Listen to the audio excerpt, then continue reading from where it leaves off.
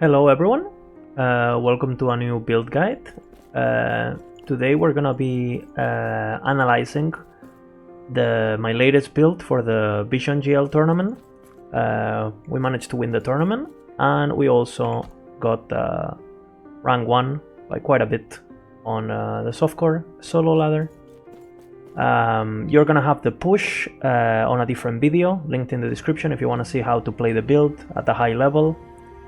The build can go way further, and obviously my gear is pretty meh at the moment since it's an SSF character, but you can get an idea. This build relies around shield throw, and the tournament required us to use Shiled Bash, so I did incorporate Shiled Bash in the build.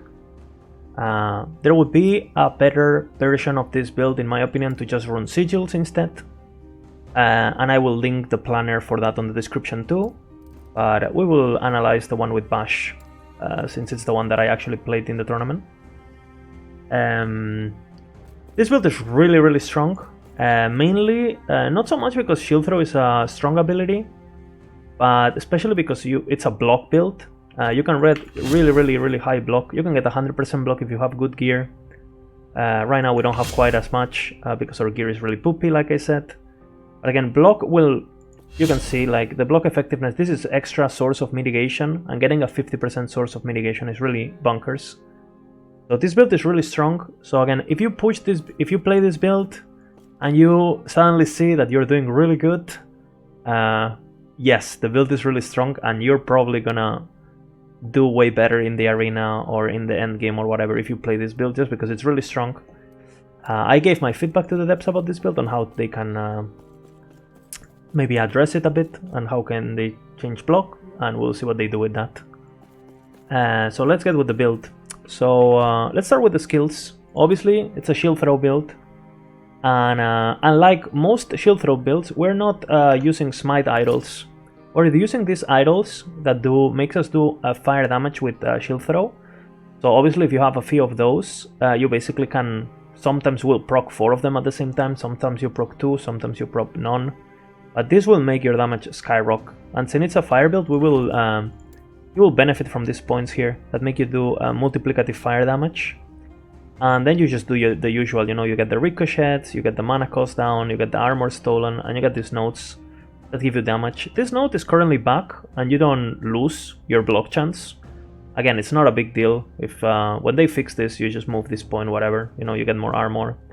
It's not a big deal, but whatever, since I could take advantage of, I used it. Then obviously we have a Holy Aura for protections, ward on block. This is the most important point, because you will see when we're hitting enemies. We get the haste, and you can see right now our movement speed is 47, but if we get haste, our movement is 77. So obviously you're attacking all the time. You basically have perma haste thanks to that note, and it's really strong. Haste is really strong. I highly recommend trying to fit haste on any build you play. And then we just get the attack speed. This is generic attack speed, so it will work with throwing attack speed. So again, we got attack speed from here, attack speed from there, and right now our attack speed is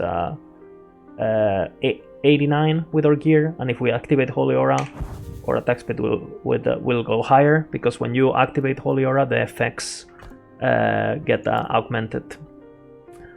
Again, if your resistances are looking a bit low, you might look into drop a point of here or a point on there. Fit it up to your resistances. These points here are pretty flexible. If you feel like you're dying to poison, you might as well drop a bit of attack speed. You don't need as much, right? And just get some poison res, elemental res, whatever you need. This is kind of like the default structure. Then we have Lunge. Lunge is basically for crit chance and the immunity, and the double charges for mobility. It also gives us a shit ton of armor. When you use shield throw, if you build it like the way I'm telling you, you get a lot of armor just by using it. You can see my armor going up. So if you lunge, the 200% increased armor will make these values go really high. When you're hitting mobs, you're gonna be sitting at 70% armor, with no issues. This is one of the things that I think they should absolutely nerf. I think they should have a cap, but right now it doesn't have a cap. So you just get infinite armor pretty much. And if you get a plus to shield throw and you max this out, you're gonna be basically like immortal to physical attacks because of armor mitigation. What else? Then Volatile Reversal. Volatile Reversal will give us more attack speed and more movement speed. And it also gives us a chance to time rot, which makes enemies a bit slower. If you were running a dodge version of this build, instead of running these 3 points here, I would go for these 3 points here. But since we're not running any dodge, I thought getting a bit of time rot chance would be ideal. So you can see, if we do this right now, this purple thing is the time rot, and it makes enemies attack slower. How Volatile Reversal works, I love this ability, it's my favorite ability in the game. But you go back in time 4 seconds. So 1, 2, 3, 4. We go back to where we were. 1, 2, 3, 4. We go back where we were. So you can you can get stats from it. You can see we get movement speed and we get attack speed, right? And this can double stack, and even triple stack, because you get the cooldown lower when you kill enemies. So again, if you're skillful with this ability, it's gonna make you go way farther in stuff like the arena and stuff. So again, you get an idea right now. We have Volatile Reversal attack speed. We got the attack speed from Holy Aura. We have the movement speed from everywhere, right? From haste, like and you can just see like when we have all our buffs up, right? I'll just show it right now. When we have all our buffs up, just with Volatile, Holy Aura and stuff, you can see our attack speed goes pretty bonkers. 190 right now. We just attack super fast. Our movement speed is just like super high. We're 149, right? So you will just move like a demon, and it's really good for kiting and just like playing around, especially in the arena. Really good arena build. And then we have Shiled Bash. Again, like I mentioned, I would probably use Sigils, the usual standard block sigil setup that you will have in the description. But for the tournament, we had to use Shiled Bash, so I decided to play around it. Basically, I'm using the mana refounded not hitting enemies and the block chance with the extra ricochets on shield throw. So basically how it works is like every 4 seconds you cast this and your block chance will go up, right? And it lasts for 4 seconds or 5 seconds. So you kind of like have to be bashing. Obviously, if you're fighting easier enemies, you don't need to be bashing all the time, but this will be really helpful for survivability against. It's like a huge chunk of block effectiveness and block chance. Plus it also gives you more bounces for shield throw for damage. Really good stuff. One thing that I found really interesting about this ability, Volatile allows you to do a lot of animation cancelling. For example, you know, with launch and stuff, you can see there like you can cancel your launch like basically mid-air, right? Which is really cool. But you can also do this with Bash. So you can see normally Bash, I would move to show it. Normally Bash takes quite a bit of time. It doesn't scale with attack speed. So even if you have a lot of attack speed, it's a pretty slow ability. You can see there like it kind of like roots you in place, right? And you do it. But thanks to Volatile, and you can see you get the buff, right? But thanks to Volatile, you can animation cancel this ability. I'll show it right there.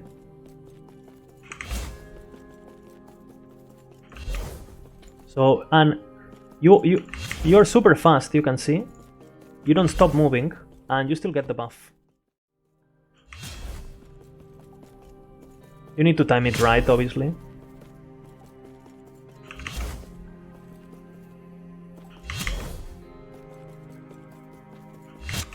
Right there, I did it perfect. And this is important because obviously while you're doing arena, if you're fighting enemies, you don't want to be stopping on your feet, right? So if you get some practice with this and you get good at this, you will basically be less time vulnerable to like being rooted in, because sometimes, you know, you're in arena, you do this, and by the time you're casting this, you get like shot by like a lot of enemies. So the fact that you can just like play around and just like keep moving while using Bash is really cool. And again, you still get the buff if you time it properly. Obviously, if you are warmed up and you do some practice, you will be very consistent with this. And it feels really good to do, you know, like doing that. Still get the buff. It's really cool. Then on to passives. The passives are again pretty straightforward. It's just a Paladin, right? So depending on how much void resistance you have on your gear, because you know, for example, I got lucky and I got an idol right there that has void resistance. So you can see I'm getting some of my void resistance from there. If you didn't have this idol, you know, you might want to get void resistance on your small idol, and you might want to put more points here just to get the extra void resistance that you need.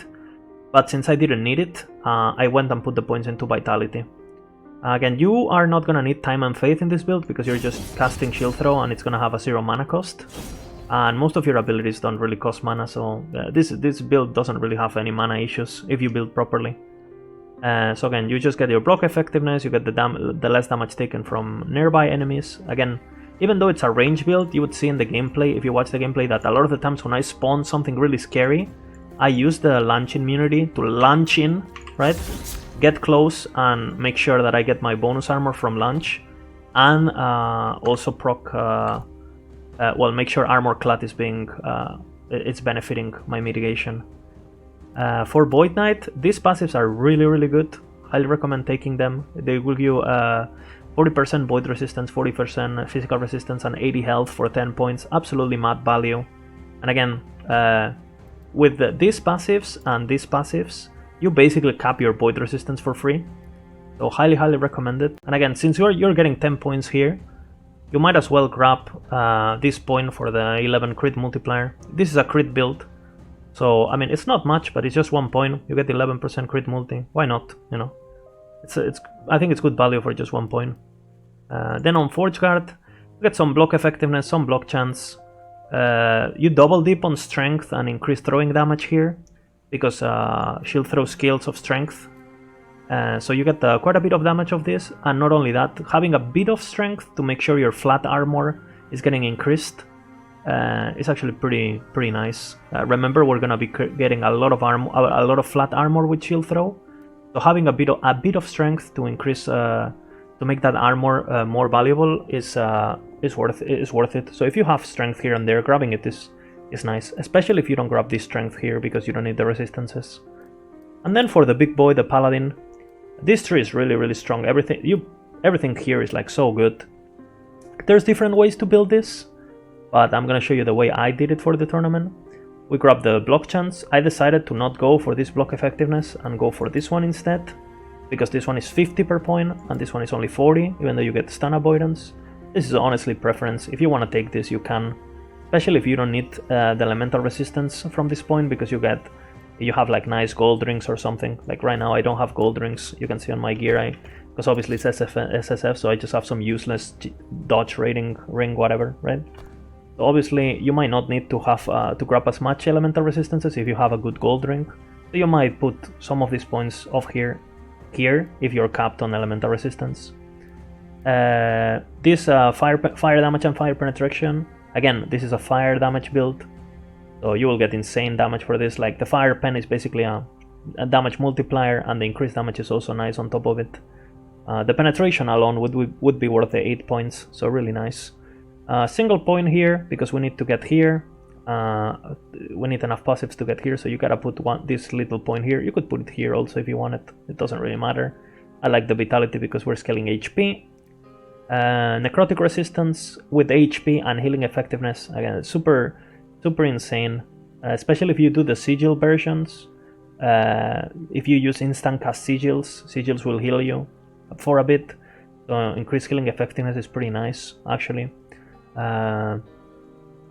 Again, you have some healing on your kit too, here and there, so also if you use Ring of Shields on the build, if you want to go for a more defensive playstyle, you know, when the shields die you get healed, etc. Really good points. And not only that, but if you get a bone amulet, which is what we're gonna be using, thanks to these points, right, the 40% physical resistance, and these points, the 40%, well, 49% necrotic resistance, you can basically cap your necrotic and your physical resistance. So you can see you get like 40, right?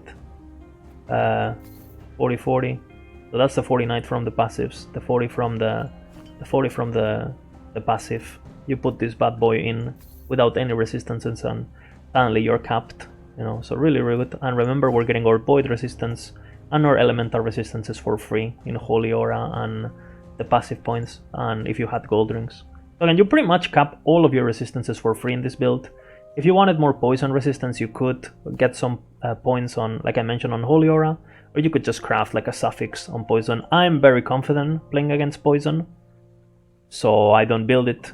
But if you feel like you're dying to poison, you don't really familiar with the enemies, you might as well craft poison resistance somewhere. But once you are skilled about the game, you don't really need it. And this is for the crit avoidance. Since we're a sentinel, we're getting 40% crit avoidance on here. Again, if you had like good bases, my bases are not that great because I had a 29 crit avoidance. 34 is good. You could afford maybe having like 1 point less or 2 point less depending on how well you roll this, right? But basically we're getting our crit avoidance for free with the base of the armor, the base of the helmet, and the passives. Again, the increased armor is also pretty nice, since again we're getting a lot of armor from shield throw. Really good. Getting the block chance. You could arguably get more points here if you want your lava burst from shield throw to do more damage. My shield throw is doing so much damage that I didn't really feel the need, and I didn't have silver rings or tier 5 movement speed boots, so I decided to go for this just to compensate for my bad gear, pretty much. But if you had like really good rings, really good boots, you could probably put the points here, get more armor, get flat damage for your shield, lava burst. But again, these points here are interchangeable.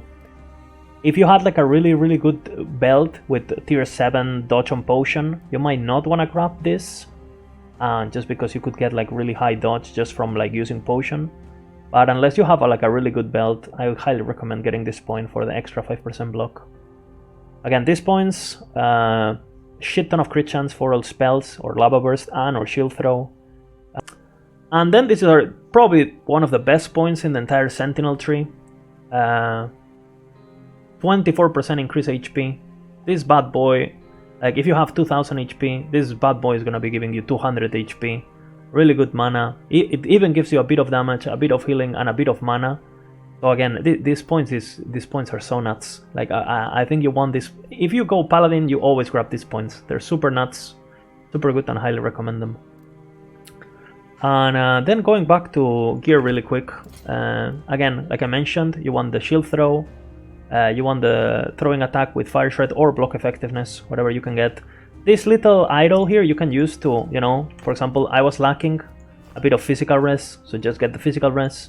Again, if my bone amulet was better, I wouldn't need it, so maybe I would get void res instead. So I could drop a point of, I could drop a point of here and get it like on block or something. It's kind of like something that you wanna use just to top off your stats. Again, I would love to have a gold ring to cap my elemental resistances, but instead I have a jade ring. It is what it is. For the shield, you want an iron glass because it has the highest block chance, and if you can get high block effectiveness, better. Again, block chance, throwing attack damage, and reduced damage taken on block, really good. Make sure you cap your endurance with your gear. We're at 59, maximum is 60. It's not a big deal. Obviously, you want to aim for 60.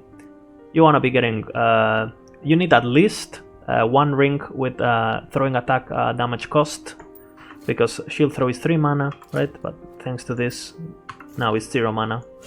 So you need at least 1 affix of that, so keep it in mind when you're building your gear. And then the rest you want to get throwing attack speed with throwing attack fire damage. Again, this is a shit ton of flat damage plus this, like look, 19 plus 17, and then you get some physical flat on top of it, just for that you skill with throwing attack. Really good. Relic with the block chance, again you could get a 5%, I have a 4%, whatever. Throwing attack, crit multi. Make sure you have a frailty in one of your in one of your slots. I have both frailty on both my relic and my gauntlets, but it doesn't really matter. And then for weapon, I use Rune Dagger. I like Rune Dagger because it's way easier to gamble on an SSF environment, because the base can roll from 3 or 4 crit chance. Obviously you want a 4 crit chance. This is base crit chance that will affect everything. Your throwing attacks, your melee attacks, your spells. You could also go for a Raider Axe, but the Raider Axe doesn't come with adaptive spell damage.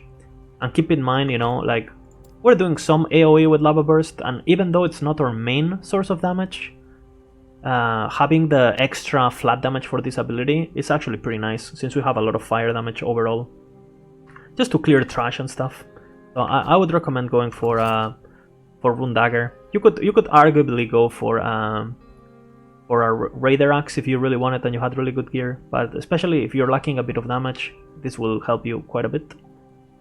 And then for your chest and your helmet, you want to make sure that you get increased shield throw, critical strike chance, increased strong attack, critical strike chance, and if you can get a helmet with +2 shield throw, which I didn't have because it's SSF, this character is 4 days old, you also want to get that obviously. And that's pretty much the build. Again, this build is really strong. Even if you're not really experienced with the arena, you're gonna be able to push 300, 350 like pretty easily. It's really safe, you can kite enemies really well. Really strong. Now if you want to push the build to the heights where you know, of 500, 600 and things like that, you obviously need to be really good at the game, but the build is really strong. Again, I hope you guys enjoyed it. I hope you guys learned a lot, and I'll see you guys on the next one. And I highly recommend checking the arena push, just so you guys can learn positioning, how to deal with hard waves, etc. See ya guys, and bye bye.